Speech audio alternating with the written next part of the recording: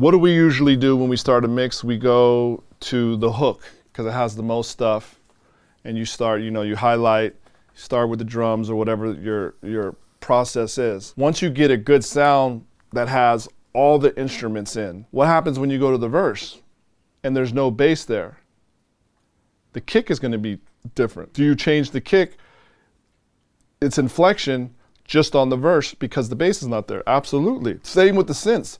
You might have a Rhodes that's going all the way down to 250 hertz, and you're playing the Rhodes and playing the Rhodes and playing the Rhodes, and all of a sudden the bass comes in. Now you have to EQ that Rhodes differently for the bass. Everything is playing, same with the vocals. You might have a vocal on the first verse that has no synths in it, no warm 300, 400 Rhodes or anything like that, or bass line. It's just some high-end synths and the kick and snare, and you have the vocal. And then all of a sudden in the second verse or in the hook, the bass line comes in, the Rhodes come in. The first verse that has no synths in it, no warm 300, 400 Rhodes or anything like that, or bass line. It's just some high-end synths and the kick and snare, and you have the vocal. And then all of a sudden in the second verse or in the hook, the bass line comes in, the Rhodes come in. That's why I have Get Your Session, and you see the session template, you'll see the lead vocal, but you'll see the lead vocal in the verses, the lead vocal in the hook, the lead vocal in the bridge, the lead vocal in the outro, because the music is completely different. So you need to, even though they're relatively the same, I might have to have a little bit less low end in the hook on the lead vocal because that hook has a bass or Rhodes or whatever to have you. So you always have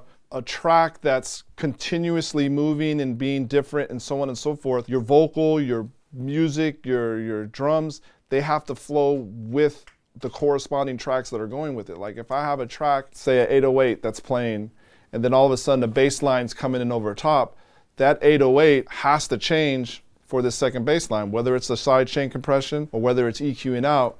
You have to evolve for each section so you can keep that sonic footprint. Once you get that sonic footprint in that hook, you want that sonic footprint to carry out from verse 1 all the way to the end. You don't want to, how many times have we heard this sometimes early in our career? Oh, I love how the verse sounds, but the chorus is a little, it's too much information. So, and then you get the chorus, you get to the chorus and they're like, I don't know, it doesn't lift, it sounds squashed.